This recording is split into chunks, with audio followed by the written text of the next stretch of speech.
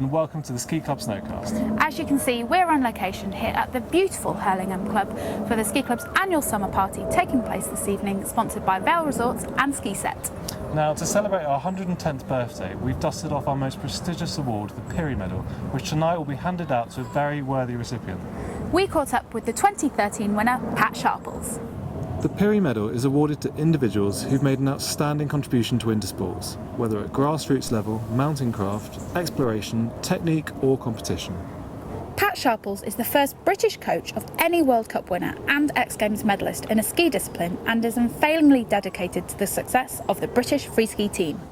He also set up the Salomon Grom camps 12 years ago and has given hundreds of children a clear development pathway to elite skiing.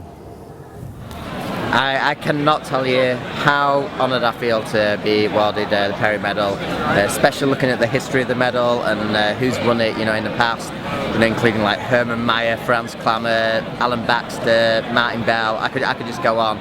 These guys are like big heroes, big role models in my life. So I'm a bit blown away by it all, to be honest. When I first got the letter about the Pery Medal and to say I'd been awarded it, that really the bit that really hit home was like free skiing is now getting noticed by the British public, people who are keen on just skiing our sport, which I'm super passionate about. It's unbelievable. That's the bit that shocked me more, to see what people had actually noticed, where we'd been coming from with our sport, how we're progressing, the results that my athletes are getting, and I've got to say, it's down to them guys really. The reason why I've probably got this medal, I've got very talented, skillful athletes who are just incredible people. So yeah, it's great to see that it's been noticed. I think we've got great chances at Sochi. We've proved that this year, or should I say the athletes have proved that this year within skiing and snowboarding for free ski and freestyle snowboard. We've got a lot of work to do, moving forward, and I think the next 10 months, or we're on 9 months now, moving forward are going to be the hardest months we've had. All our athletes have got new stuff they want to learn, to going into Sochi, but we've definitely proved that we are on target. At the end of the day, with free skiing and snowboard, slopestyle especially, anything can happen. It all depends on the weather, the conditions, the way the courses are built. But I'd say we've got very good chances, and I couldn't be more excited the way we're moving forward. Massive congratulations to him. All eyes on the free ski team ahead of Sochi. Talking of which, there are a few other familiar faces here tonight who've also got their sights set on next year's Olympics. So far all we hear about Sochi is quite controversial. There's a lot of people talking about how much money it's costing more than London and Beijing together so far.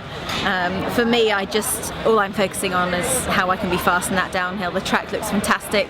It's got every element in that I love. There are big steeps, big flats, big jumps, and now that the last few years I've learned how to glide, I really think that I don't really have a weak area anymore, so I'm really excited, and it will be my pinnacle. As soon as I left Vancouver, my aim was Sochi, and yes, it hasn't certainly been the best way of getting there over the last 4 years of breaking my leg, but I'm still on track.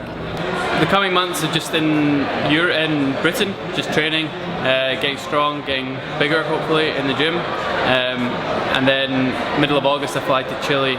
We've got a block of training and some races down in Chile, so and then after that it's straight into race season. Start of November is first Europa Cups, hopefully, snow permitting, and then non-stop racing, chasing Olympic qualification really. My targets are just get into Sochi. If I get there, I will literally be the happiest man in the world. So I feel if I make it to Sochi, which I'm quite close to doing now, I'll just have an awesome time and just hopefully try the best snowboarding run I've ever done in my life. I have so much passion to ski.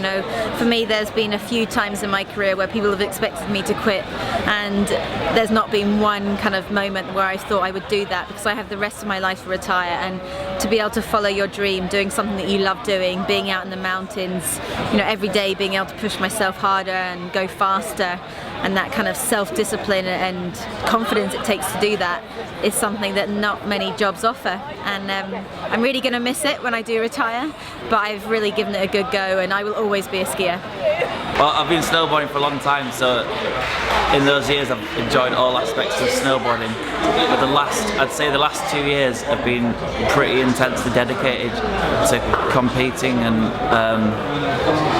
try to do well on the halfpipe tour. But the thing is, I love doing that, so I get a lot of satisfaction from doing it. I think London last year inspired me so much. You know, we went to quite a few of the events and saw the passion and felt the Olympic spirit for the first time, which has really inspired me to work hard and to make it there, and yeah, hopefully represent my country and, you know, hopefully make people proud and make myself proud.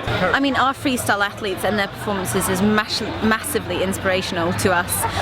You know, it's kind of a new sport. They've come from this creative side, and to be able to do something like what we do, which is very much science and fast A to B, and then put in the same bracket these athletes who are creative and go out there and make things happen on jumps is just fantastic. And their success really does make you believe that you can be from Britain and be the best in the world in winter sports. You know, I was lucky enough to work with Torvill and Dean last year, and even that, knowing that they won gold for us, and it is possible, it just takes a little bit of luck and a lot of hard work. Keep an eye on Ski Club TV for those interviews in full, plus an extended interview with Pat Sharples. Time now to see how the snow is looking across the Northern Hemisphere glaciers and the Southern Hemisphere resorts. It's pretty cloudy in parts of Europe at the moment, and this has brought rain to some of the Swiss and Austrian glaciers. They're all in great shape though for the hot summer ahead. Whistler in Canada is still open for its summer season. There are a couple of weeks left and then they'll close until the winter. Conditions are great and there's sunny weather forecast for the weekend.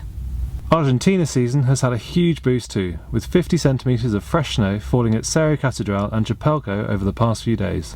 This is great news as they haven't been blessed with lots of snow so far. New Zealand and Australia have had a settled week of weather. It's also turned warmer again in New Zealand, which has given resorts such as Taroa more spring-like conditions than the previous few weeks. Well, that's all we've got time for here at the Hurlingham Club. The Snowcast will be back again this summer, so watch this space. Now, if you've missed out on tickets for the London party, there are still tickets available for the Manchester party, sponsored by Jungfrau Top of Europe on the 19th of July. To get yours, go to skiclub.co.uk/tickets. Bye! Bye!